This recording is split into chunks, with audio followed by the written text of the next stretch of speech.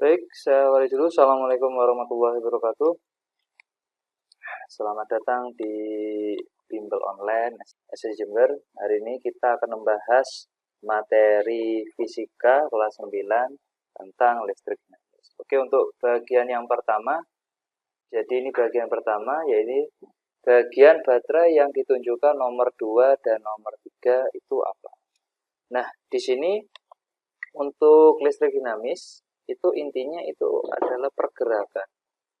Jadi pergerakan elektron pada suatu penghantar ya. Nah, di sini untuk menggerakkan elektron pada suatu penghantar, dia butuh sumber. Nah, sumbernya itu awal muasalnya itu dari sel volta. Nah, namun sel volta ini ada kegagalan karena muncul polarisasi.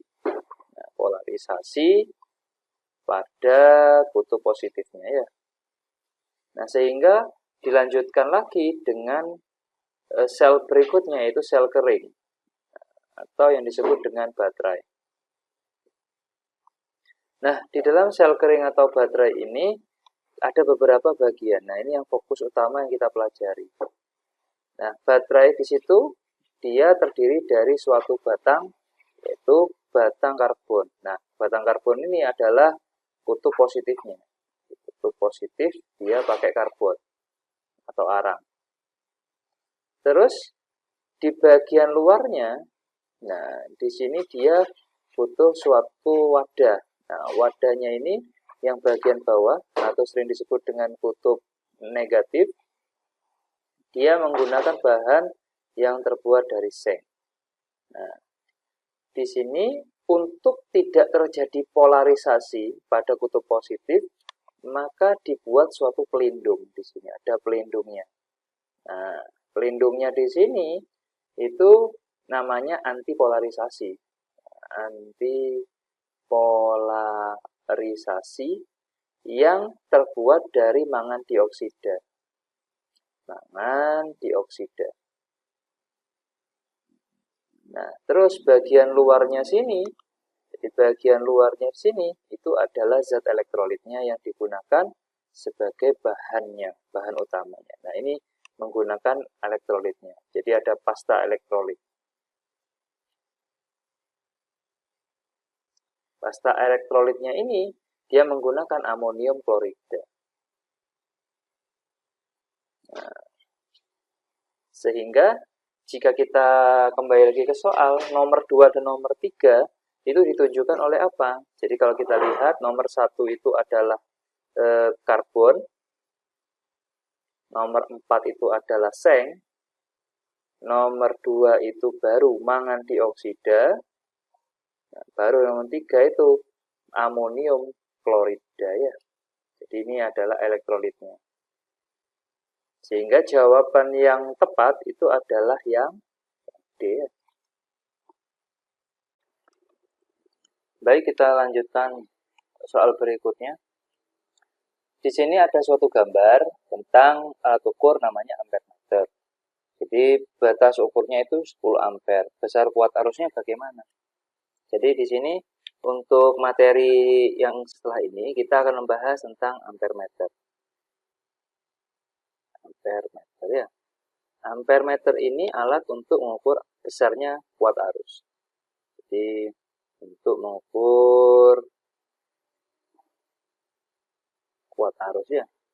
Jadi kuat arus listrik. Nah, di sini untuk teknik mengukurnya, jadi caranya, jadi hasilnya itu dengan proses skala yang ditunjuk dibagi skala maksimum dikalikan batas ukurnya ya. Batas ukur. Sehingga kalau kita hitung sesuai dengan data, maka hasilnya seperti ini. Nah, di situ gambarnya ada di atas atau yang bawah ya. Misalkan saya pakai yang atas, di data atas. Kalau data atas, di situ antara 20 sama 30, berarti angka hasilnya itu bisa tulis 25, skala yang maksimumnya 50, dikalikan 10 ampere ya. Jadi 25 tambah 50 ini adalah setengah ya. Ini sama ini 5. Sehingga jawabannya adalah 5 ampere. Nah, bagaimana kalau saya menggunakan yang bawah? Kalau saya menggunakan skala bawah, hasilnya di situ 40 60 berarti 50. Terus di situ skor maksimumnya adalah 100. Dikalikan batas ukurnya adalah 10 ampere. Ini juga sama, 50 100 juga setengah. Ini dicoret sama ini, hasilnya 5. Sehingga jawabannya sama, yaitu 5 ampere ya.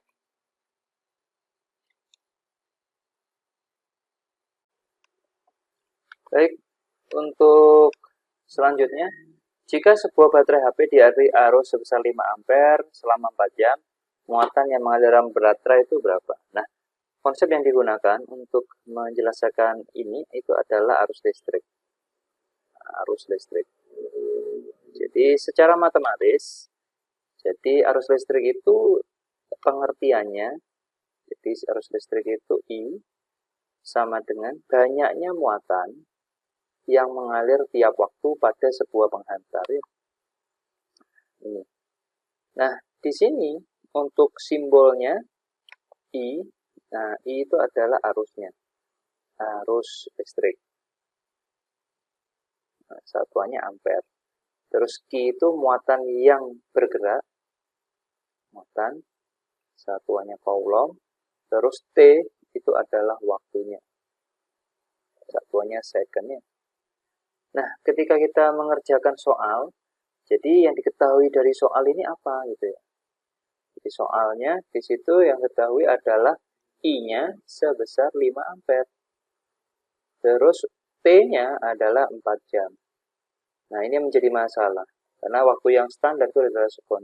Berarti tinggal 4 dikalikan. Berarti di situ jam. Jadi satu sekonnya 3.600 sekon ya. 3.600 sekon. Sehingga yang tanyakan Q-nya berapa. Nah, sehingga dari sini kita dengan mudah bisa mengerjakannya. Jadi di sini kita menggunakan persamaan yang sudah dapat. Berarti 5 sama dengan Q yang nggak tahu. Di sini 4 dikalikan 3.600. Sehingga Q-nya pindah sini dikalikan. Sehingga Q-nya sama dengan 5 dikalikan 4 dikalikan 3.600. Jadi jawabannya adalah 5 dikalikan 20, 2 dikalikan 36, berarti 72 ya. Jadi kalau saya tulis di sini, 72, nolnya 3, siji, telu coulomb. Berarti kalau diselesaikan menjadi 72 kilo coulomb ya. Sehingga jawaban yang tepat di situ adalah yang A. Oke. Soal selanjutnya, di sini suatu penghantar yang dihubungkan dengan sumber listrik yang memiliki potensialnya 9 volt, mengalir arus 6 ampere. Hambatannya berapa ya? Ketika dapat ada tegangan sama arus, maka kita akan ingat-ingat tentang hukum Ohm ya. Hukum Ohm. Jadi hukum Ohm ini dia menyatakan nilai kesebandingan. Jadi kesebandingan itu antara tegangan dengan arus. Jadi ini sebanding, tegangan sebanding dengan arus. Nah, nilai kesebandingan ini yang disebut dengan hambatan. Hambatan. Sehingga persamaan yang didapat dari sebandingan itu, ini V sama dengan I dikalikan dengan R.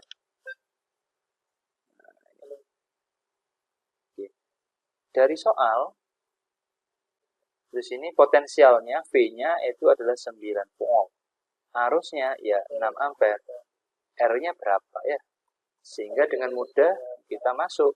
V-nya itu adalah 9, I-nya adalah 6. R-nya nggak tahu. Sehingga R-nya sama dengan dibalik 9 dibagi 6. 3 dibagi 2, sama-sama dibagi 2 ya. Sama-sama dibagi 3. Ini sama-sama dibagi 3, ini juga sama-sama dibagi 3. Sehingga 3 dibagi 2 menjadi 1,5 ya. Ohm. Gitu. Jadi jawaban yang tepat itu adalah yang B ya. Oke, lanjut lagi ke soal berikutnya. Sebuah kawat memiliki panjangnya 8, berdiameter 2 mm kuadrat, dan hambatannya 0,314 kali 10 pangkat 6. Maka nilai hambatan kawat itu apa ya? Nah, di sini itu kita mempelajari tentang hambatan suatu bahan. Hambatan suatu bahan. Jadi setiap hambatan yang dirangkai pada suatu rangkaian listrik itu memiliki nilai yang berbeda-beda. Nah, di sini untuk hambatan bahan ini tidak tergantung. Ini tidak tergantung pada yang pertama, besarnya arus dan tegangannya atau beda potensial. Nah, sehingga di sini hambatan itu hanya tergantung pada siapa. Jadi di sini hambatan tergantung pada yang pertama hambat jenisnya, rho, panjangnya, dan luas penampangnya. Sehingga bisa kita singkat rho L per A ya. Nah, di sini untuk pengertiannya, untuk R itu hambatannya, hambatan satuannya ohm, hambat jenis rho, hambat jenis itu satuannya ohmmeter. Terus di sini L itu adalah panjangnya, satuannya meter, dan ini A-nya adalah luas. Satuannya meter kuadrat ya. Nah, di dalam soal kita sudah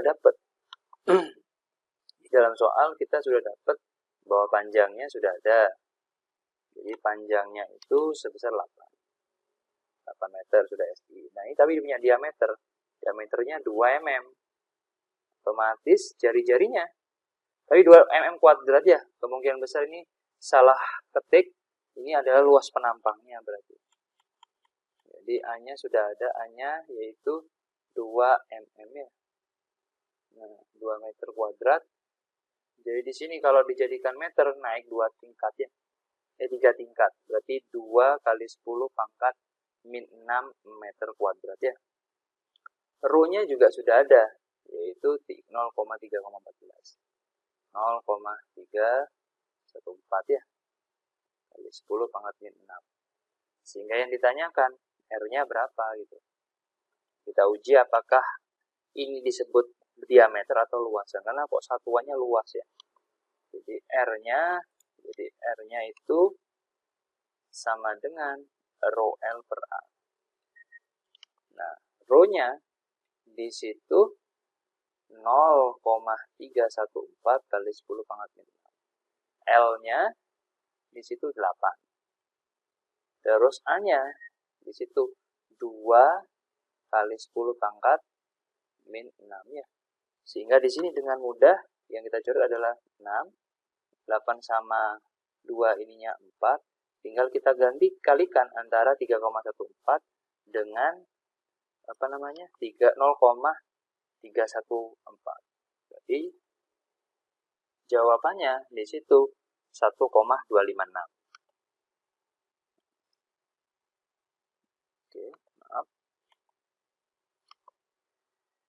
1,256 ya. Jawaban yang paling mepet itu adalah jawaban yang B. Oke. Baik, kita lanjutkan materinya. Di sini ada sebuah rangkaian listrik kompleks terdiri dari baterai, terus hambatan, dan beda potensial ya. Ada 4 hambatan masing-masing memiliki besar 2, 3, 4, sama 6 di rangkai seri dengan kuat arus yang masuk sebesar 30 volt. Nah, itu maksudnya adalah beda potensialnya.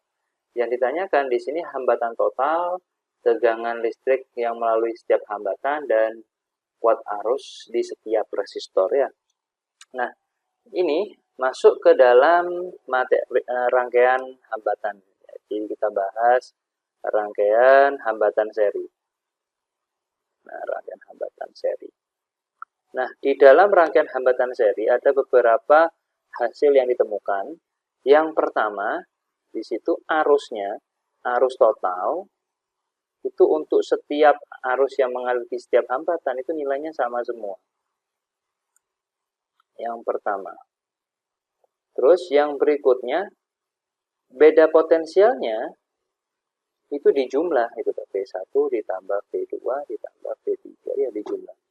Nah, kalau kita disuruh mengukur satu bagian, misalkan V1, maka V1 sama dengan I dikalikan R1 ya. Nah, terus yang berikutnya yang ketiga, hambatan penggantinya untuk seri itu dijumlah semuanya. R1 ditambah R2 ditambah R3 ya. Nah, kembali lagi ke soal. Nah, yang ditanyakan soal itu adalah hambatan totalnya. Itu adalah cara mudah untuk menyelesaikan soal-soal rangkaian. Kita harus mencari dulu hambatan totalnya. Nah, sehingga untuk jawaban yang A, langsung untuk rangkaian seri dijumlahkan semua, yaitu 2 ditambah 3 ditambah 4 dan ditambah 6. Sehingga di sini kalau kita jumlah 4, 6, 10, ininya 5, sehingga totalnya adalah 15. 15 ampere, 15 ohm ya. Terus di situ tegangan listrik setiap hambatan. Jangan dulu, kita ngerjakan yang C dulu. Arus setiap resistor, karena di sini ciri khas dari seri itu arusnya sama. Jadi I total, pakai hukum ohm ya, I total sama dengan V total dibagi R total. Sehingga V total yang digunakan di situ adalah 30. Sedangkan R totalnya 15 ya. Sehingga jawabannya ya 2 ampere. Nah, ketika sudah mendapatkan nilai 2 ampere ini, maka kita bisa mencari tegangan tiap resistor gitu.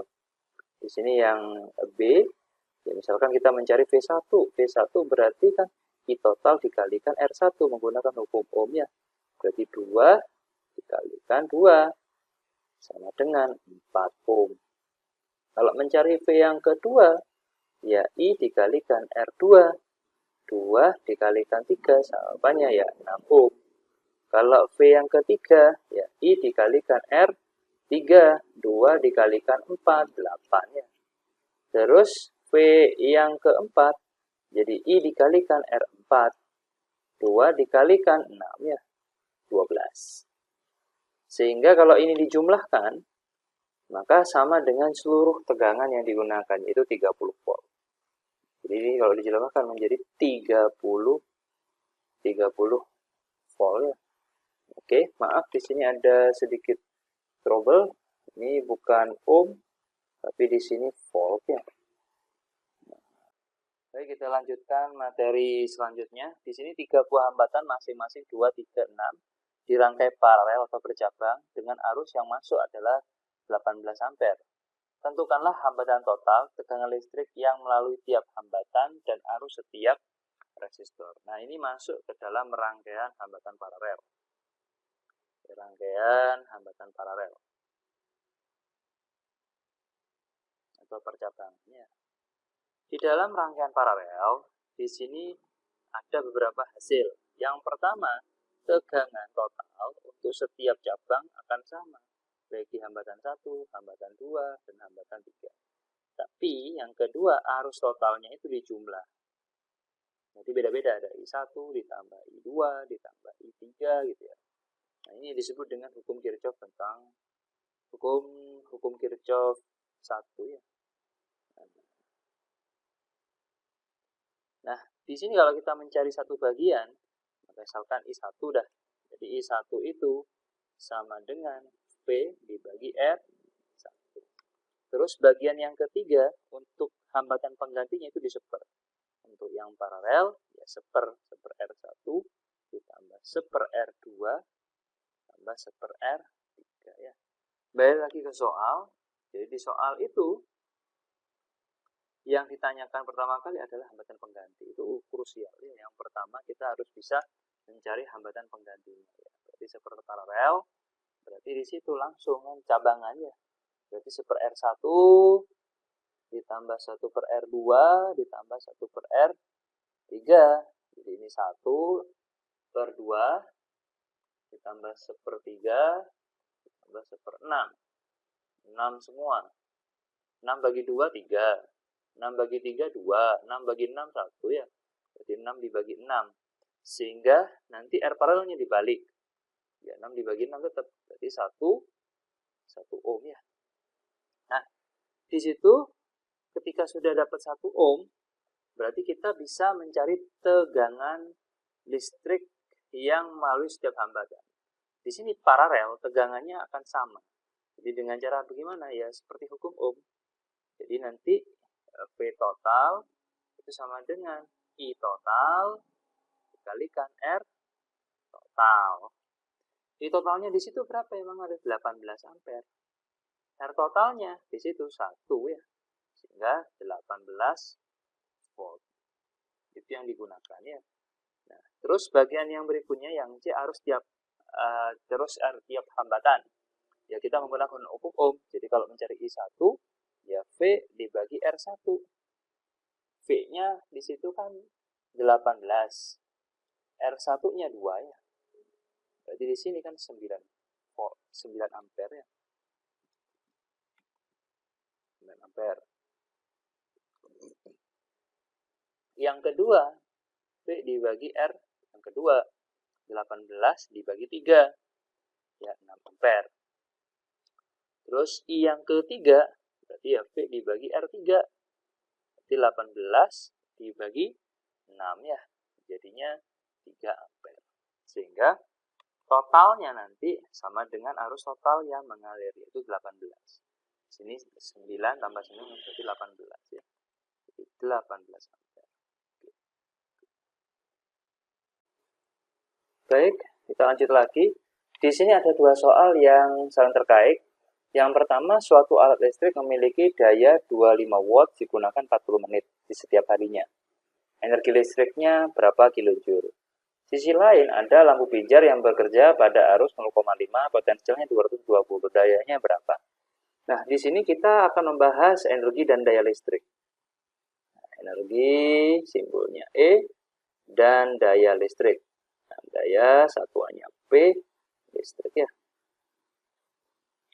Nah, di sini untuk energi sendiri, jadi energi listrik, jadi simbolnya E bersatuan Joule.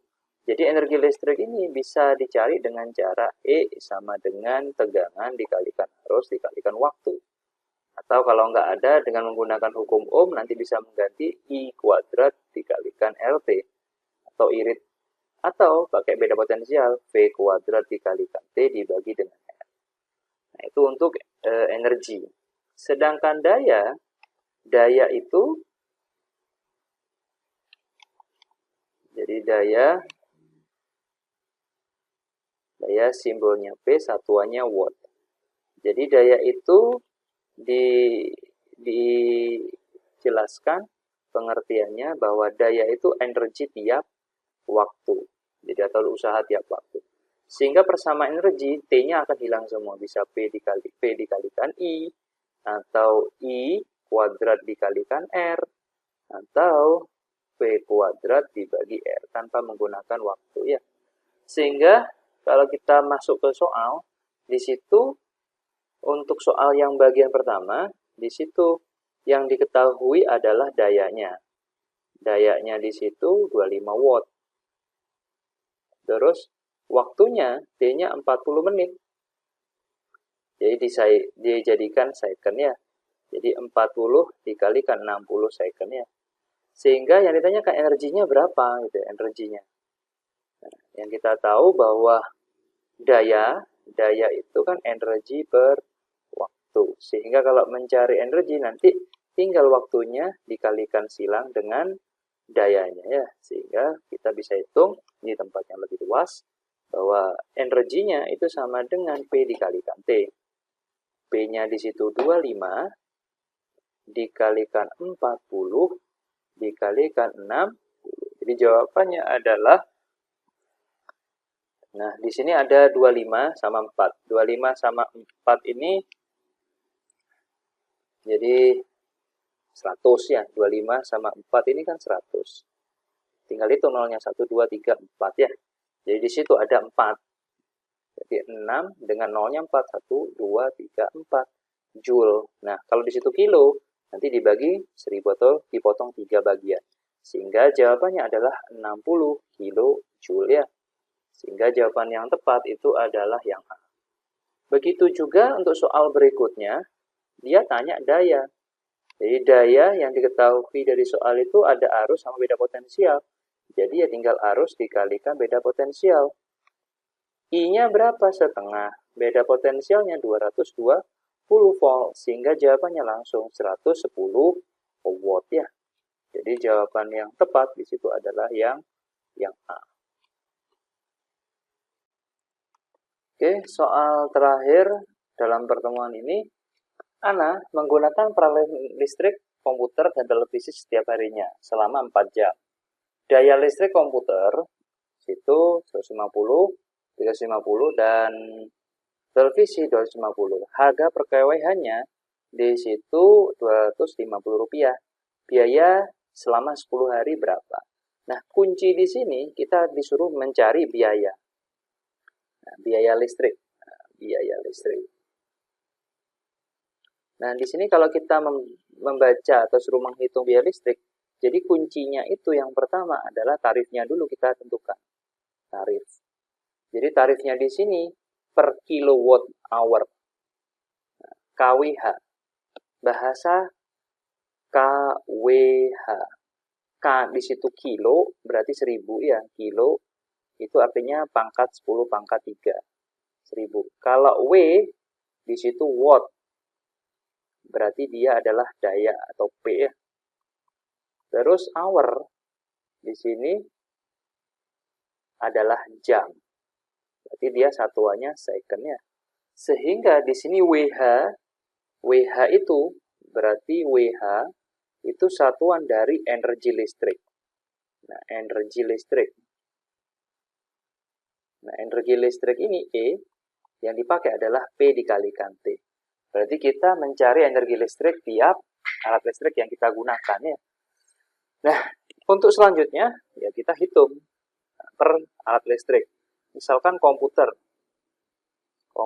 energinya berapa sih? Ya, energi komputernya. Jadi di sini dayanya berapa? 350 ya.